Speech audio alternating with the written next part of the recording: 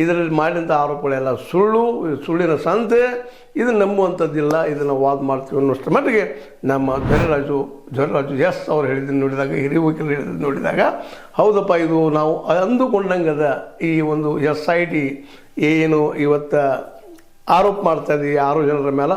6 ಜನ ಗೊತ್ತದ ನಿಮಗೆ, ನಮ್ಮ ತಿಮ್ರೋಡಿ ಅವರು, ಮಟ್ಟಣ್ಣವರವರು, ಜಯಂತ್ ಟಿ ಅವರು, ವಿಠಲ ಗೌಡ ಅವರಾಗಿರ್ಬೋದು, ನಮ್ಮ ಚಿನ್ನಸ್ವಾಮಿ, ನಮ್ಮ ಈಗ ಚಿನ್ನಸ್ವಾಮಿ ಅಂತ ಹೇಳ್ತಾರೆ ನಿಮಗೆ, ಚೆನ್ನೈ ಆಗಿರ್ಬೋದು, ಭೀಮ್ ಆಗಿರ್ಬೋದು, ಇವರೆಲ್ಲರ ಮೇಲೂ ಒಂದು ಆರೋಪ ಮಾಡಿ ಈ 6 ಜನರ ಇವತ್ತು ಆರೋಪಿ ಮಾಡೋ ಸ್ಥಾನಕ್ಕೆ ನಿಲ್ಲಿಸಿ ಆ ಒಂದು ನೆಲೆಯಲ್ಲಿ ಇವರ ಅಪರಾಧಿಗಳು ಇವರೇ ಅಂತೇಳಿ ಇಲ್ಲಿವರೇ ಆದಂಥ ಘಟನಾವಳಿ ನಮ್ಮ VS ಉಗ್ರಪ್ಪನವ್ರು ಕೊಟ್ಟಿದ್ದು ವರದಿ ಆಗಿರ್ಬೋದು ಅಥವಾ ಇನ್ನುಳಿದ ಕೊಟ್ಟದ್ದಾಗಿರ್ಬೋದು, ಅಲ್ಲಿ ಏನಪ್ಪ ಯಾವುದೇ ಒಂದು ಪೊಲೀಸ್ ಠಾಣೆಯಲ್ಲಿ ದಾಖಲೆಗಳು ಸರಿಯಾಗಿ ಇರಲಾರ್ದಾಗಿರ್ಬೋದು, ಅನೇಕ ಸಾವುಗಳಾಗಿರ್ಬೋದು, ಸಾವುಗಳಾಗಿರ್ಬೋದು, ಅಥವಾ ಈಗ ಹೇಳಿದಂಗೆ ಅತ್ಯಾಚಾರಗಳ ಕೊಲೆಗಳಾಗಿರ್ಬೋದು, ಇವುಗಳನ್ನೆಲ್ಲ ಮುಚ್ಚಾಕುವಂಥ ಒಂದು ದೊಡ್ಡ ಷಡ್ಯಂತ್ರ ನಡೀತಾ ಇದೆ ಅನ್ನೋದು ಈ SIT ಮೇಲೆ ಆರೋಪ ಮಾಡುವ ಧ್ವರಿರಾಜು ಎಸ್ ಅವರ ಅಭಿಪ್ರಾಯ.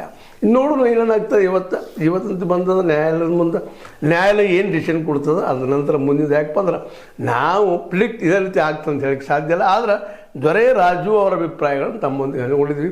ಇದನ್ನು ನಿಮಗೆ ಸರಿ ಅನಿಸ್ತದೆ, ಸರಿ ಅಲ್ರಿ, ತಪ್ಪಲ್ರಿ, ಏನಾದರೂ ಎಲ್ಲ ಘಟನೆಗಳ ಬಗ್ಗೆ, ಘಟನೆಗಳ ಆಧಾರದ ಮೇಲೆ ಮತ್ತು SIT ರಿಪೋರ್ಟ್ ಆಧಾರದ ಮೇಲೆ ನಮ್ಮ ಧ್ವರಿರಾಜು ಅವರು ಹೇಳ್ತಾ ಇದ್ದಾರೆ, it is not sustainable, it is a failure and it is tainted. ಇನ್ನು ನಿಮಗೆ ಬಿಟ್ಟಿದ್ದು ಯಾವ ರೀತಿ ಡಿಸೈಡ್ ಮಾಡ್ತಾರೆ ಅಂತ ಇವತ್ತು ನ್ಯಾಯಾಂಗಿಕೂ ಅದರ ಡಿಸಿಷನ್ ತೆಗೆದುಕೊಂಡು ಹೇಳೋದಕ್ಕೊಂದು ಹಾದಿ.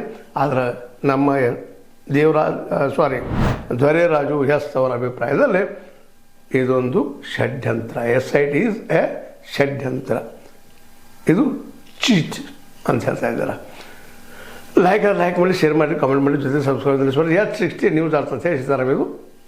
ಇದು ಸತ್ಯದ ಕೈಗಿರಲಿ. ವಂದನೆಗಳು.